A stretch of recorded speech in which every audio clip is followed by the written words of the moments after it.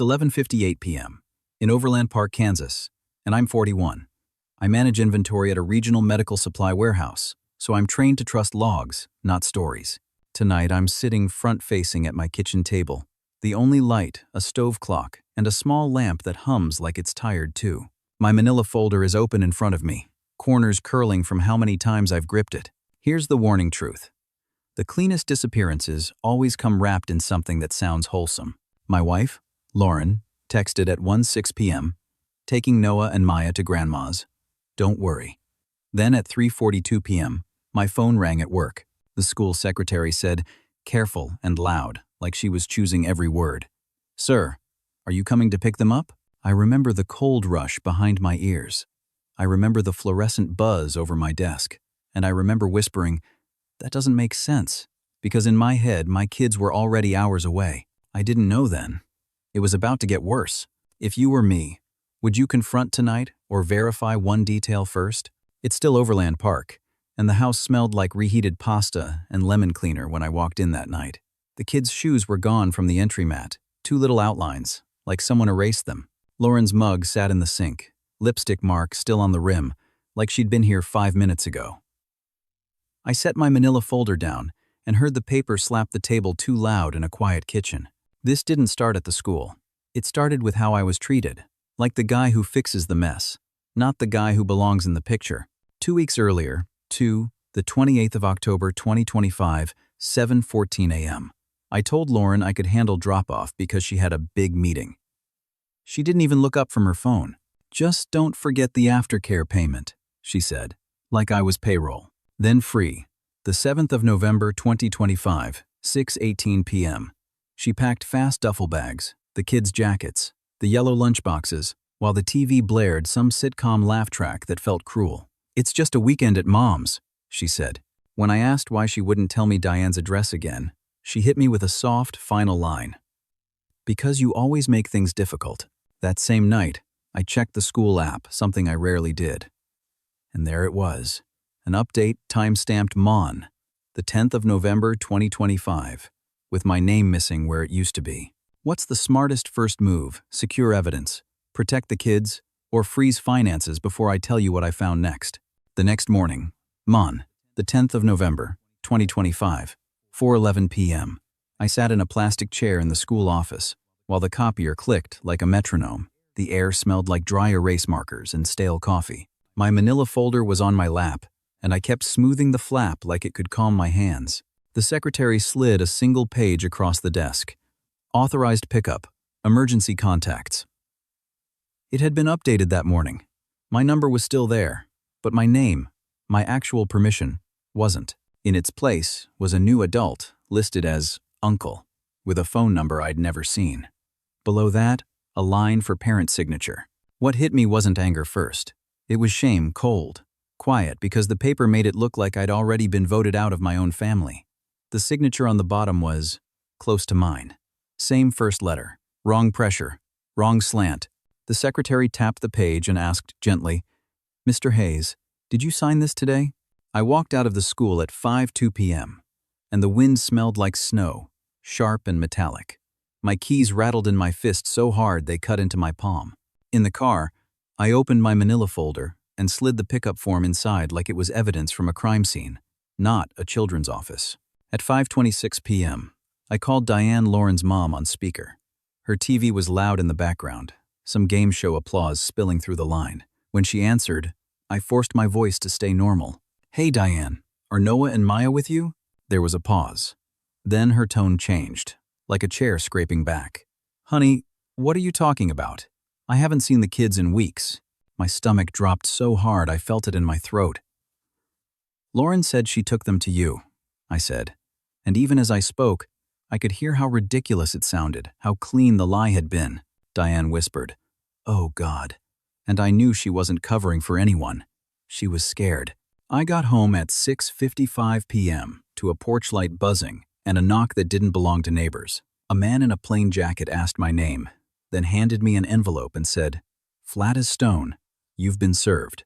Inside was an emergency petition for temporary custody, dated that morning, and it claimed I'd agreed to a plan I'd never heard of. So if Grandma's was fake, Who had my kids right now? 2A, the 11th of November, 2025, 9:30 a.m.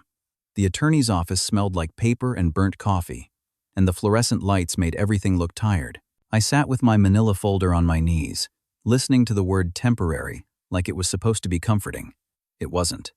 Temporary is what people use when they want to move fast before you understand what's happening. My lawyer, Miss Patel, didn't ask me how I felt first. She asked for dates, screenshots, school contacts, and the exact wording of Lauren's text. "We're building a timeline," she said. "Calm wins." Then, my phone buzzed with a bank alert from our joint account. $7,800 had moved out at 8:12 a.m.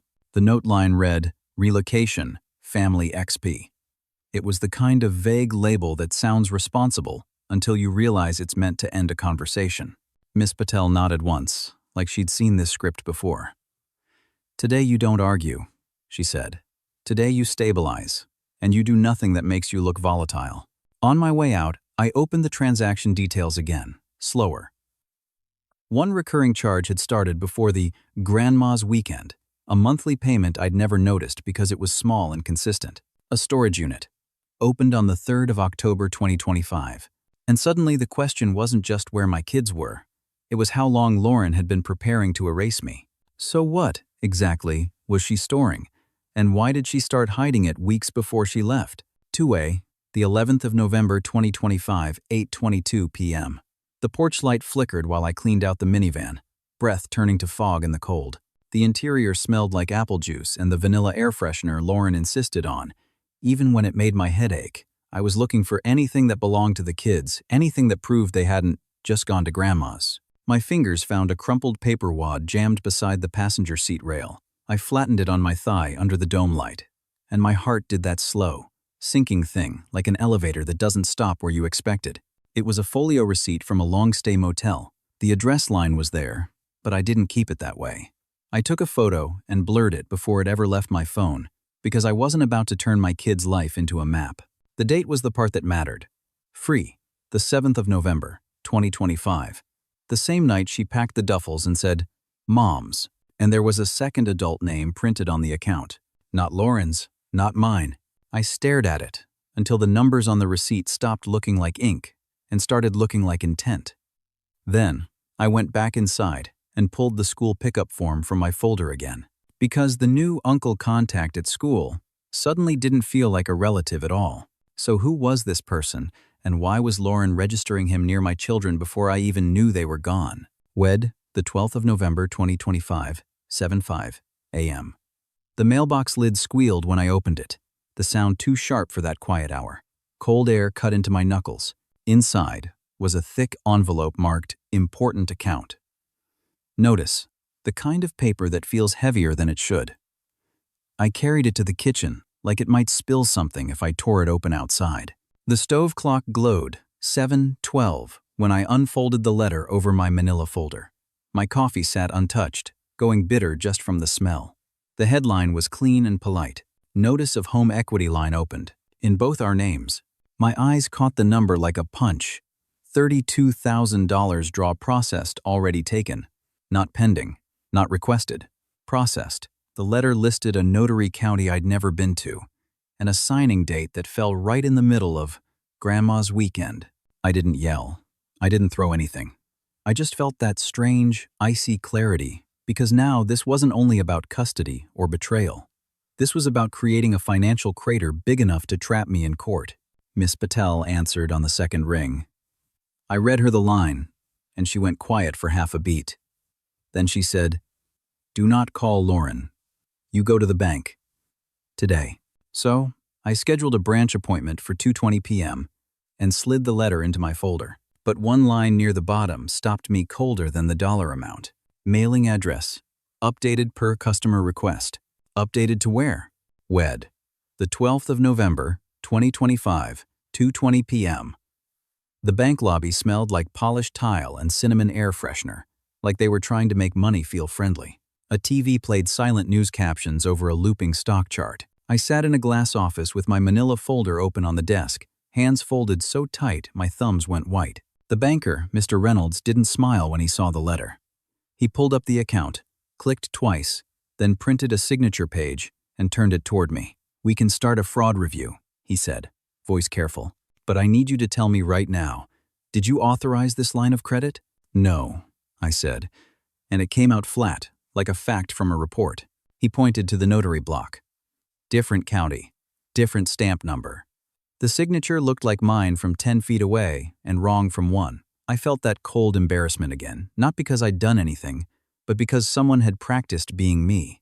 Mr. Reynolds explained what he could do: immediately flag the account, document my denial, and restrict additional draws while the review opened. He slid a brochure across the desk like it was a life vest. Then he clicked into profile history and frowned. "There's also a change request," he said.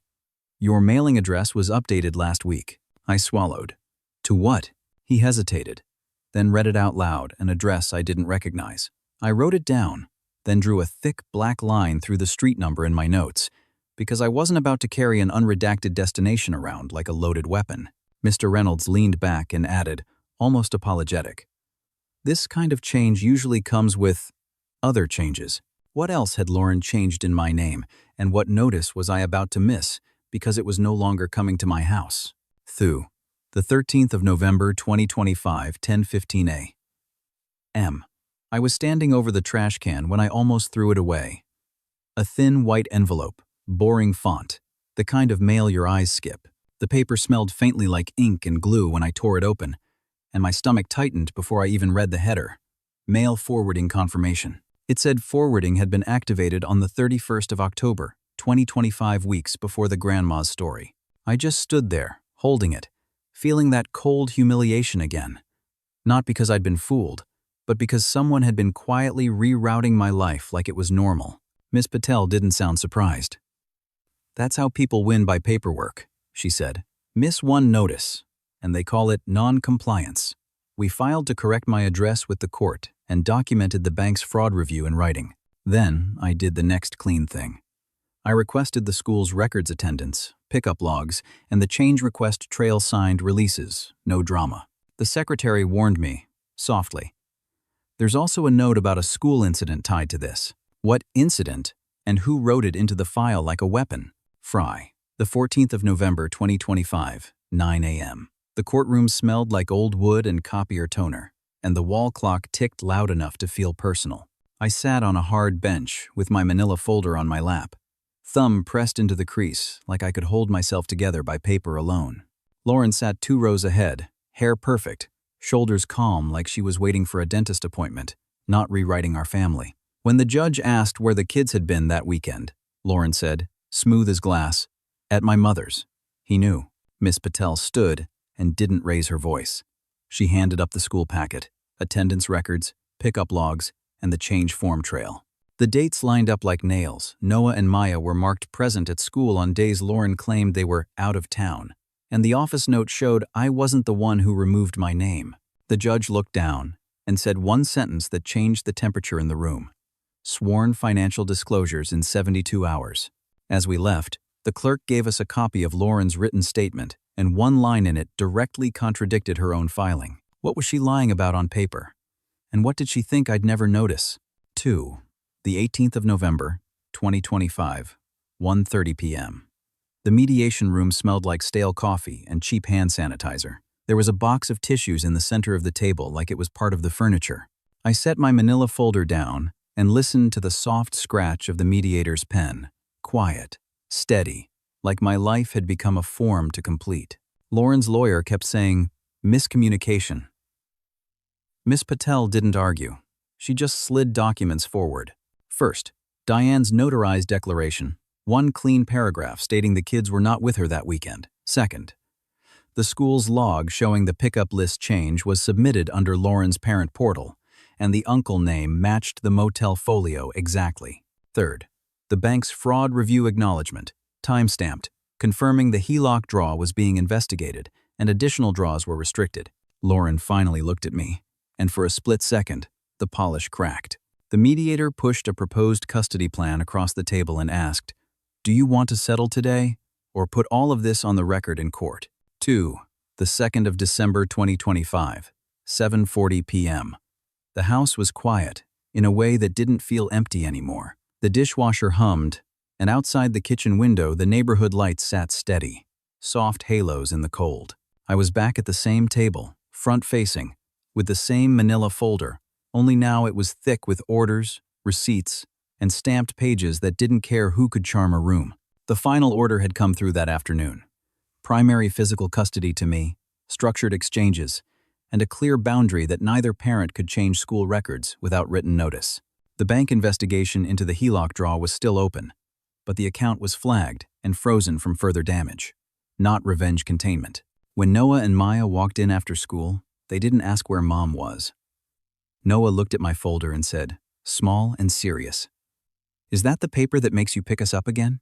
I nodded, and Maya reached for my hand like she'd been holding her breath for weeks. That's what I learned. People can rewrite stories, but they can't rewrite documents forever. And when peace finally comes, it doesn't sound like victory. It sounds like a key turning slow, certain back into your own front door.